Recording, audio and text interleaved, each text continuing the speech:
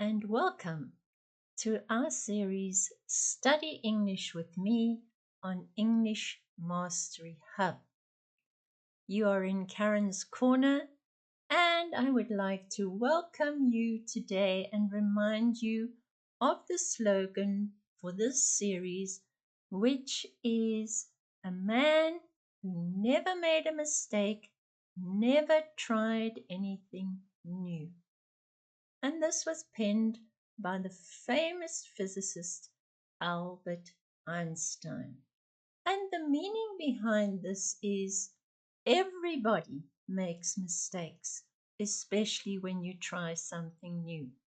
So we want to encourage you to step out of your comfort zone and try learning some new English with us. I am here to take you through our sessions and to make it more easy for you to understand and also more enjoyable.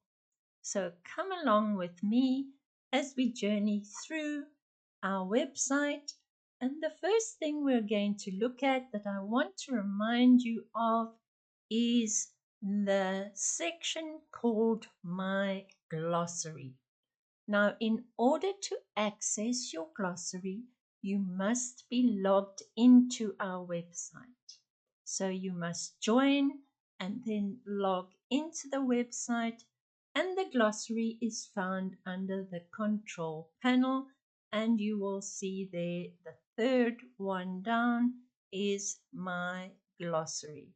If you click on that, you will open a daily vocabulary tracker which categorizes words into three categories: those just learned, those that you're confident with, and those that you use daily. Now, when you add words to your glossary, they will always go in as just learned. You then, as the weeks progress, need to go back and adjust the status confidence level so that the graphs can then adjust accordingly. So please remember to use the glossary. It is a fantastic tool. Set yourself reminders so that you get emails to remember to go over and remind yourself what the words mean. Remember that science has shown that you need to use a word at least 17 times before it becomes part of your daily vocabulary. And so you really do need to go over the words and refresh them in your memory so that you can eventually be confident enough to use them on a daily basis. So that's our glossary. And today we are going to read a blog. The blogs, as you see, are found on the very right-hand side of the home page. And the blog I've chosen for today, because it's very current, is Clocks Go Back: Impacts on Health and Daily Life. Now, for me, living currently in South Africa, this habit of turning the clocks back at the start of the UK winter was something I just couldn't understand. I am a scientist, and for me, time was absolute. It never changed because in South Africa, we don't change our clocks. They remain the same the whole year. So to hear that people voluntarily change their clocks to a different time was really difficult for me to accept. But I've got used to it now, and it only really impacts me when I'm teaching students in other parts of the world. So let's see what the effect is of putting our clocks back. And that means that 6 o'clock is actually 8 o'clock. Okay, I'm just trying to explain it to myself. This article is at a B1 to B2 level, and we find out that turning the clocks back in autumn may seem simple. It's a simple action, but it impacts sleep, mood, and daily routines. Learn how this time affects health and tips on how to adjust smoothly. Common words used in the article: routine, things we do on a daily basis; adjust, to change slightly; affect, to influence or cause something to change; exposure, the state of being in contact with, like exposure to the sun; and mood, a person's state of mind. I am going to ask you as I read the article that you shadow, which means you read along, pronouncing the words silently to yourself. And this is a great tool to help you with English pronunciation. There is, of course, an audio that you're welcome to listen to after you have watched this podcast and check that your pronunciation was correct. Okay, so let's read the article. And this applies obviously not only to the UK, but also to many countries in Asia and in Europe, presume in America as well. Okay, clocks go back. Impacts on health and daily life. Every autumn in the United Kingdom, people turn their clocks back by 1 hour as British summertime ends. While this change may seem small, it can have noticeable effects on both health and daily routines. The idea behind moving the clocks is to make better use of daylight. But not everyone enjoys the switch. When the clocks go back, most people appreciate the extra hour of sleep. However, this temporary benefit can quickly turn into disruption. The body's internal clock, also known as the circadian rhythm, is sensitive to changes in light and time. A 1 hour difference can affect sleep quality, mood, and energy levels, especially during the darker months, the months when there is less sun. Studies have shown that some people experience increased tiredness and difficulty waking up in the mornings after the time change. The shift also influences mental health.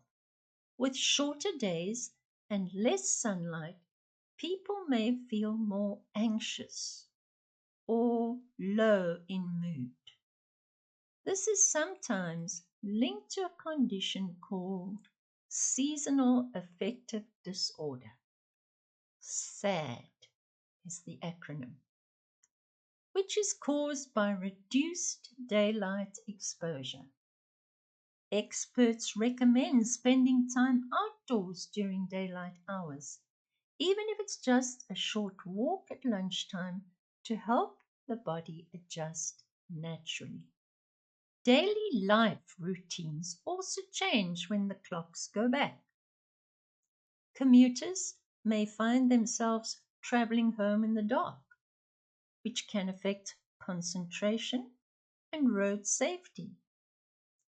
There is often a slight rise in traffic accidents during the week following the change, as drivers and pedestrians adapt to the new light conditions.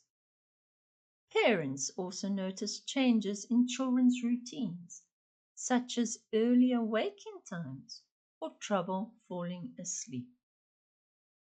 On the positive side, the time change can encourage people to make healthier choices. Some use the darker evenings as an opportunity to relax at home, cook warm meals, or spend time with family. Others view it as a reminder to improve sleep habits by keeping regular bedtimes, reducing screen time, and creating a calm bedtime routine. To cope better with the clock change, health experts suggest adjusting your schedule gradually, going to bed and waking up 15 minutes earlier in the days before the change can make the transition easier. Staying active and getting fresh air also help the body's clock reset more smoothly. In the end, the yearly clock change affects everyone differently. For some, it's simple an extra hour of rest. For others, it takes days to feel normal again. Understanding how the body responds to time changes can help people stay healthy and balanced throughout the darker season. I'm a little concerned about the healthy part. Might be mentally healthy, but physically, I think spending time relaxing at home and cooking lovely warm meals is not necessarily healthy. Grammar notes. The article mainly uses the present tense to describe general truths and habits. We've looked at the present tense many times. So for today, I'm going to focus on us looking at the present continuous tense. And this appears when describing temporary actions or current changes happening at the time that we are writing or speaking. Before we go to the grammar book, I want to thank you for your loyalty in joining me weekly. These podcasts have been great fun, and I hope sincerely that you are learning and improving your English and that you can notice an improvement in your English. And I would like to ask you please to subscribe, like, and drop me comments. I would love to hear from you. How is your learning journey progressing? And perhaps if you have any questions, drop those in the comments as well, and I will answer them in a future podcast. So let's look at the grammar. Grammar is found under courses. We have a course book on English grammar from A1 to C1. So it is something that you can go through on your own. And the present continuous tense slide is number 5, where the order of the sentence is subject and then am, is, or are, depending on the case of the subject. Is it a plural? Is it a singular? The verb plus ing, and this is the present continuous. So, I am listening to music. Present continuous. So when I say the sentence, I am actually doing that at the time of speaking. I am listening to music. He is not playing football. And when you want to make it into a question, you invert the auxiliary verb and the subject. Are you coming with me? You are coming with me. Are you coming with me? Easy. So as I said, it is used for actions taking place at the moment of speaking.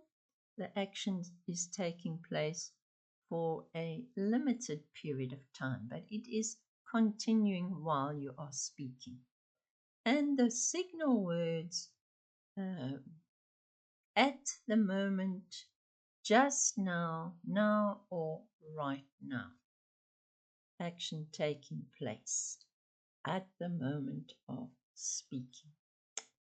And then if you scroll to the next slide, you will see a conversation using the present continuous tense. And this is called a contraction. I am making a cup of coffee. And then on the right-hand side of the slide is a short story. And we hear in the talking they are using the present continuous tense. What are you doing? I am reading a book. What about you? I am making a cup of coffee. Are you studying? No, I am relaxing. So this is the present continuous tense. Remember, for more detailed grammar, you can always go through the entire grammar book of slides, or you can take some grammar lessons with one of our experienced tutors. Let us go back to the blog and see if there are words that we can add to our glossary. I've shown you the glossary already, and so let me just scan the text and see if there are any words that we need to add to the glossary. I did see one here earlier. I wonder if you know the difference between effects that we see over there and affect over there. Let me underline them because highlighting them doesn't work.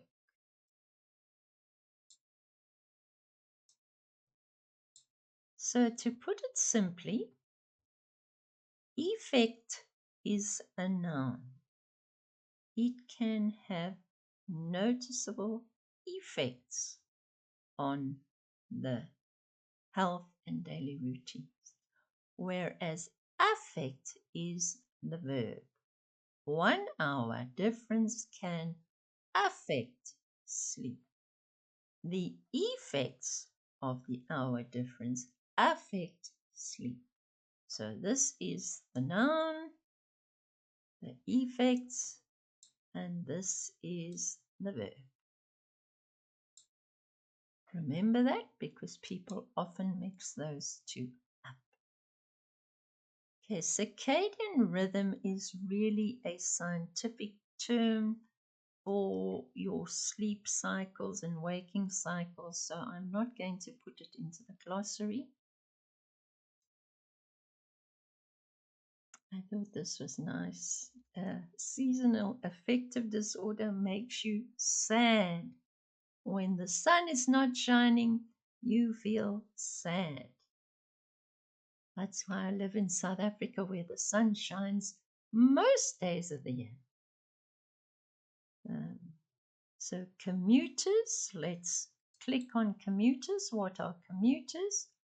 Commuters are people who travel, normally using public transport such as a bus or a tram, or even using your own vehicle to get from the suburbs to the center of the city where you work.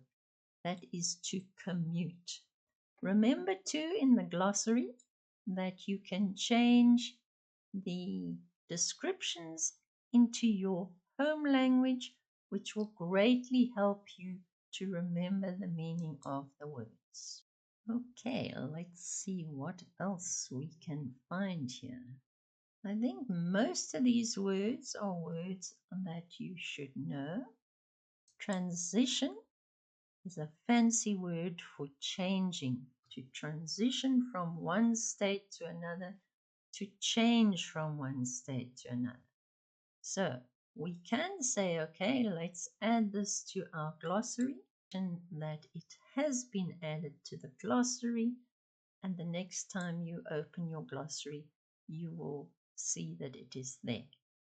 Transition meaning a change from a butterfly comes from a caterpillar. So the caterpillar transitions to a butterfly. It makes the change to a butterfly. And I think that's all that we need to look at. Join our free grammar course. I've shown you where to find it under the courses section.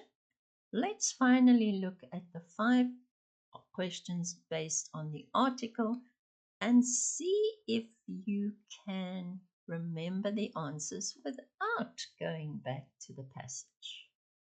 Even if you only remember 1 or 2 words, try answering the questions first, and it will indicate to you how much information you have retained from the passage. Firstly, why do people in the UK turn their clocks back in autumn? I think it's because the government tells them to, but the idea behind it is to make the best use of daylight hours. How does the time affect a person's circadian rhythm? There were several things, so let's go back to the article. It can affect sleep quality. People battle to fall asleep. It can affect your mood, and you can feel that you've got less energy. More increased tiredness, difficulty waking up. So there are a whole lot of side effects of changing the clocks. What mental health condition is linked to reduced daylight? Remember? Sad. Seasonal affective disorder. The sun's not shining, so you feel sad. How can people prepare for the clock change? Remember, they suggested doing it gradually. Move your clock back 15 minutes a day for 4 days before the time. And so acclimatize, adjust gradually to the change. What are some positive effects of the time change? Well, I presume you get more daylight hours.